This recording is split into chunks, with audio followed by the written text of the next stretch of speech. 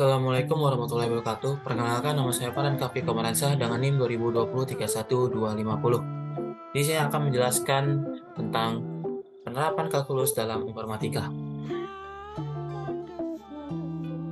Apa itu kalkulus? Kalkulus atau bisa dibilang bahasa latinnya adalah calculus, artinya batu kecil untuk menghitung. Dan dalam cabang ilmu matematika yang mencakup limit, turunan, integral, dan deret faktor hingga. Kalkulus adalah ilmu yang mempelajari perubahan, sebagaimana geometri yang dipelajari bentuk dan aljabar yang mempelajari operasi dan penerapannya untuk memecahkan persamaan. Kalkulus memiliki aplikasi yang luas dalam bidang-bidang sains, ekonomi, dan teknik, serta dapat memecahkan berbagai masalah yang tidak dapat dipecahkan dengan aljabar elementer. Apa sih hubungan kalkulus dengan informatika? Jadi, dalam pengertian kalkulus adalah aplikasi yang luas yang digunakan untuk memecahkan masalah yang kompleks atau dapat dikatakan sebagai masalah yang rumit. Karena kalkulus sendiri adalah lanjutan dari matematika, tepatnya gabungan dari ilmu fisika dan matematika. Gunanya untuk melatih logika dalam berpikir. Komputer yang sebelumnya digunakan untuk menghitung atau sebagai kalkulator, maka dari itu dengan adanya komputer, masalah kalkulus atau pekerjaan yang berkaitan dengan hitung-menghitung akan lebih mudah atau lebih cepat ditangani. Dan seiring dengan perkembangan zaman, komputer juga dapat digunakan untuk menyelesaikan permasalahan di dalam bidang tertentu. Dengan adanya ilmu komputer, maka penggunaan aplikasi kalkulus dalam komputer dapat bekerja dengan baik dan benar.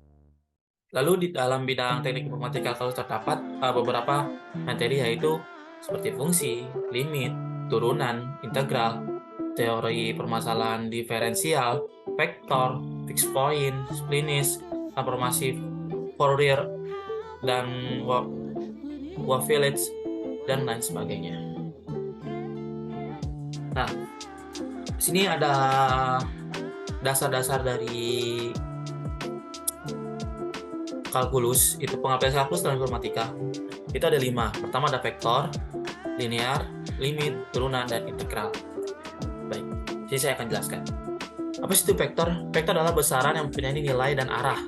Nah, pengaplikasian vektor pada dalam informatika itu dalam navigasi. Vektor sama mempengaruhi pada keberadaan suatu lokasi yang dituju dari suatu pergerakan, kayak kendaraan, pesawat, kereta, mobil, motor, dan lain-lainnya, yang disebut dengan teknologi global positioning system. Jadi itu seperti pesawat terbang yang dibekali GPS agar tidak tersesat. Pada melakukan penerbangan, dari panel-panel instrumen pada kokpit pesawat akan memberikan berbagai informasi dari arah tujuan, kecepatan, sampai ke tingkat pesawat. Lalu selanjutnya ada limit. Limit adalah batas atau cakupan yang bisa dicapainya. Jadi pengaplikasian limit pada informatika itu contohnya itu AI atau Artificial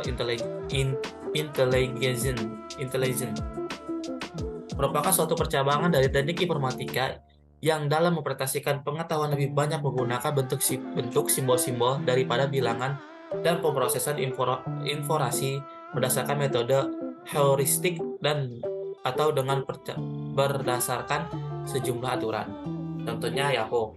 Jadi jika menjawab pertanyaan kita akan mendapatkan poin, dan ketika ada soal bonus atau yang poinnya lebih ganda juga bisa, dan juga jika ada perhitungan yang jawabannya sampai berbulan-bulan atau berbulan yang lalu, atau menjawab jawaban yang lalu berjam-jam yang lalu, tidak mungkin manusia menghitungnya. Di dalam source code dan database website terdapat salah satunya yang bernama limit. Lalu selanjutnya ada linear, atau adalah satuan bagian dari matematika yang mempelajari suatu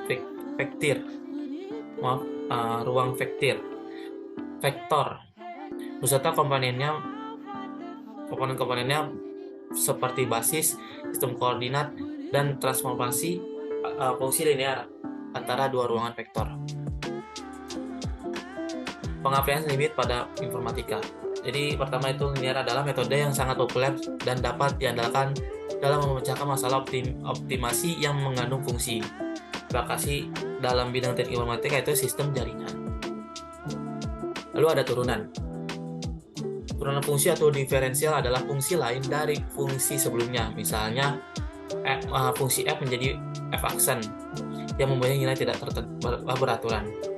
Penghabisan limit pada informatika itu adalah turunan digunakan untuk sebagai alat untuk menyelesaikan berbagai masalah dalam geometri dan mekanika.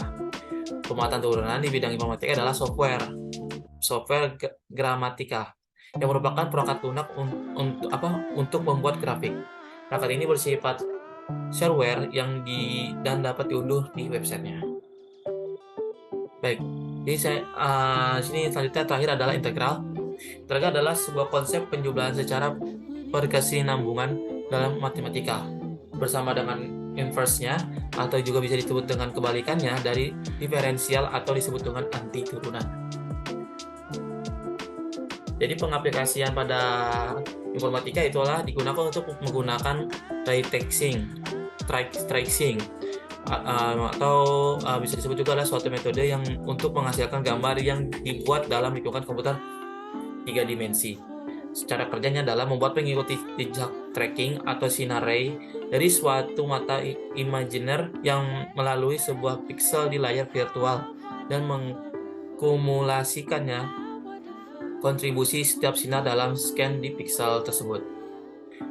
Setiap sinar yang berasal dari mata tersebut diperiksa apakah berpotongan atau bertabrakan dengan objek-objek di dalam scan. Scan dalam kumpulan objek-objek dan sumber cahaya yang akan dilihat oleh pengamat. Setiap terjadinya tabrakan antara sinar dan objek, warna piksel diupdate, lalu bergantung dari jenis material objek dan logaritma yang dipakai. Sinar tersebut dapat diteruskan atau menghilang. Dalam metode ray tracing ini, kita dapat membuat berbagai efek yang sulit atau bahkan tidak mungkin dengan metode lain.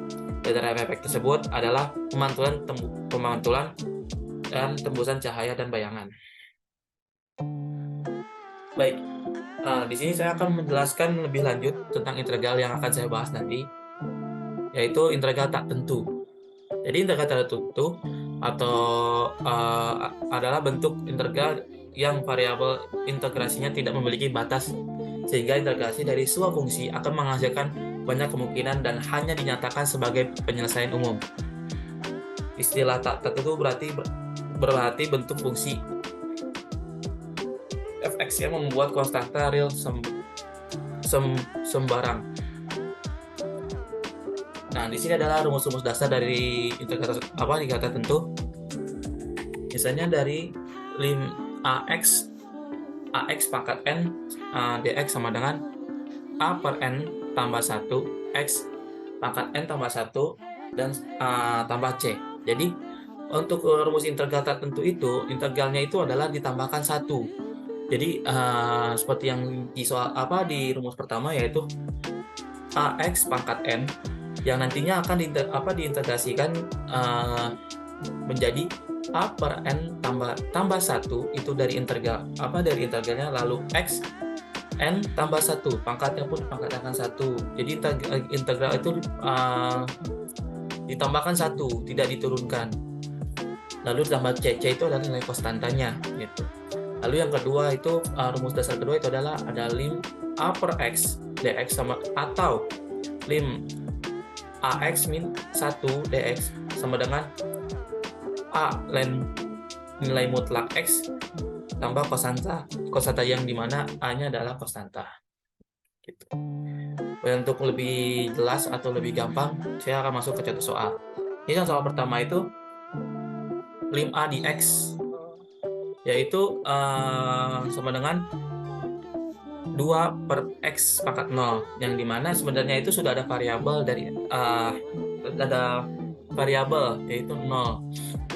Ini sebenarnya pangkatnya tidak kosong, tapi pangkatnya pangkat 0 gitu. Lalu diintegrasikan menggunakan integral, yaitu jadi 2 per 0 tambah 1 sama dengan x 0 tambah 1 tambah c konstanta. Jadi jawabannya adalah 2x tambah c, sama seperti rumus yang saya berikan yang pertama itu. Lalu selanjutnya ada 5x per 2 dx sama dengan 5 per 2 tambah 1 X 2 tambah 1 tambah C. 2 itu dari pangkat X-nya, lalu diintegrasikan yaitu ditambah 1, dan X-nya pun sama begitu, maka nilai akhirnya itulah 5 per 3 X pangkat 3 tambah C. Lalu di sini ada contoh soal lagi, yaitu akar 4 dari X pangkat 3, yaitu menjadi 1 per 3 per 4, karena ini akar dari 4 dari X pangkat 3, maka biar akarnya hilang, makanya kita ubah jadi per. Jadi 3 per 4 tambah 1 integralnya, karena diintegrasikan makanya ditambah 1, lalu X pangkat 3 per 4 tambah 1 tambah C. Itu jadi 1 per 7 per 4 kali X 7 per 4. Agar lebih mudah dihitungnya, maka kita balik saja menjadi 4 per 7 X pangkat 7 per 4 tambah C. Lalu selanjutnya ada contoh soal 1 per 3 X dx. Itu menjadi X min 3. Lalu diintegrasikan 1 per min 3 tambah 1 X min 3 tambah 1 tambah C. Lalu kita jumlahkan 1 per min 2X per 1 per min 2X 1 per min 2 X min 2 tambah C sama dengan, karena ini min makanya diubah jadi min juga, 1 per min 1 per min 2 X min 2 tambah C. Maka hasil akhirnya adalah min 1 per 2 X pangkat 2 tambah C. Baik, sekian dari saya. Mohon maaf bila penjelasan saya agak terbata-bata dan kurang bagus, saya mohon maaf. Sekian dari saya. Wassalamualaikum warahmatullahi wabarakatuh.